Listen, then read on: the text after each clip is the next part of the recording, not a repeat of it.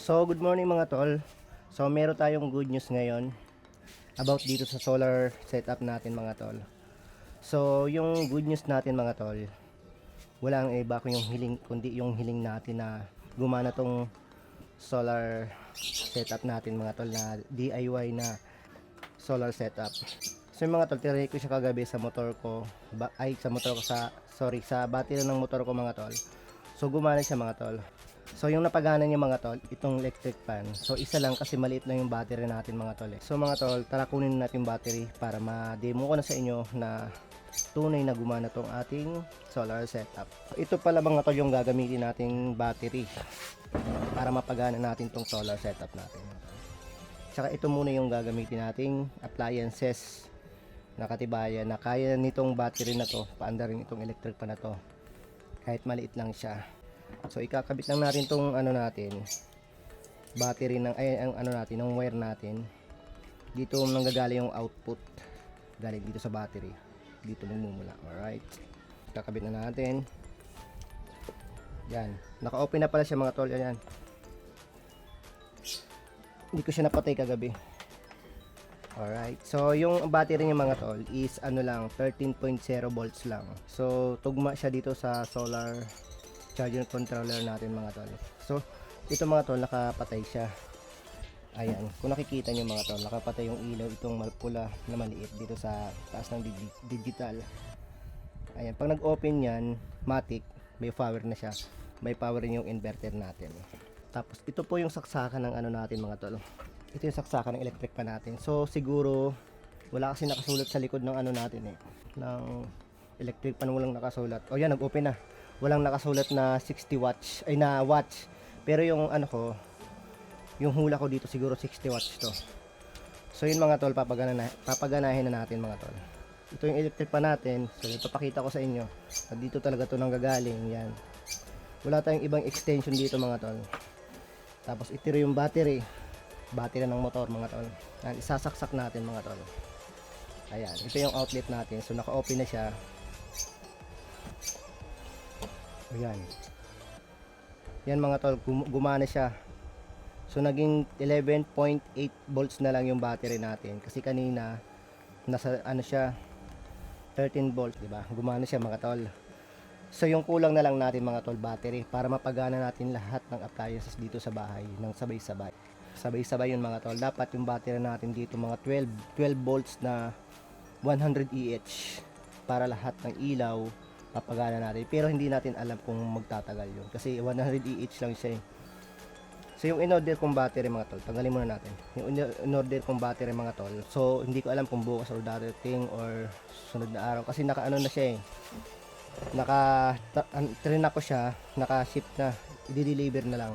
So yung mga tol, ito yung natin digital, ito yung LBD natin mga tol. So nakuha ko na yung niya, yung paano siya i-set up.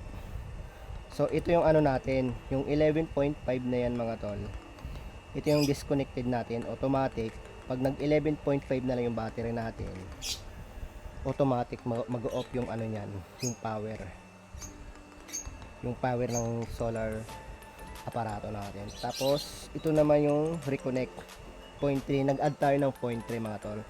Bali 11.5 plus 0.3 ay 11.4 plus 0.3 ay hindi, ayo 11.5 plus 0.3 11.8. Pag 11.8 na yung battery natin, automatic din mag-open na yung power nito mga tol.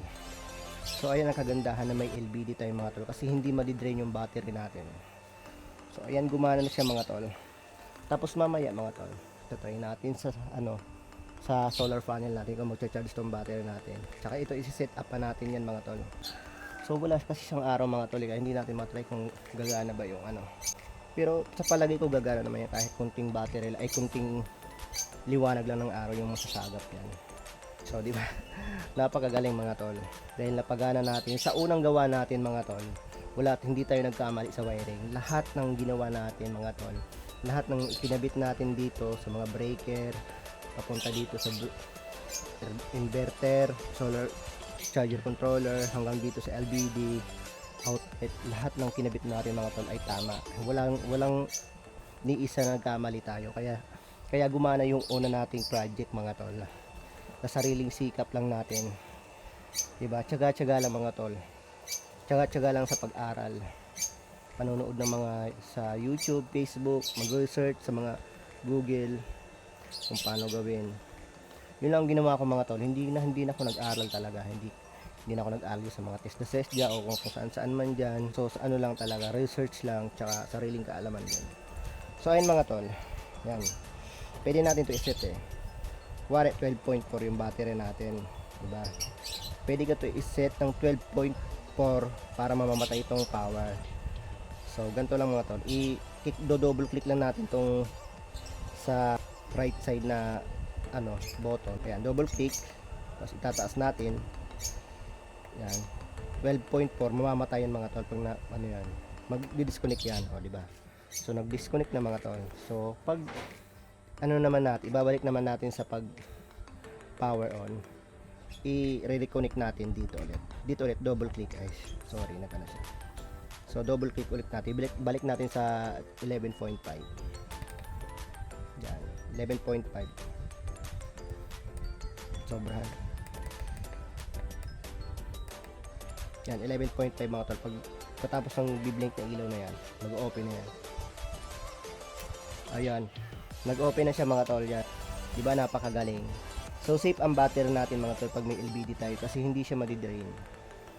So alright mga tol. So ito naman yung isiset natin mga tol na natin, solar charger controller. So dahil ang battery natin ay LED battery pang motor, isiset natin sa pang motor. Yan, tama to, set natin na pang full charge. Tapos ito set natin 12.5 lang. Yan, 12.5. Yan, tama, B1 yung nakaset na tayo sa B1. So bali sa susunod na lang natin mga tol gagawin yung pag-charge, yung demo ng pag-charge natin dito sa solar charger controller natin papunta sa battery kasi walang init ngayon eh kasi kakatapos na ng ulan eh. So bali sa susunod na naman kasi para hindi na rin humaba tong video ko mga tol. Success yung ating unang project. Alright, papatayin na natin.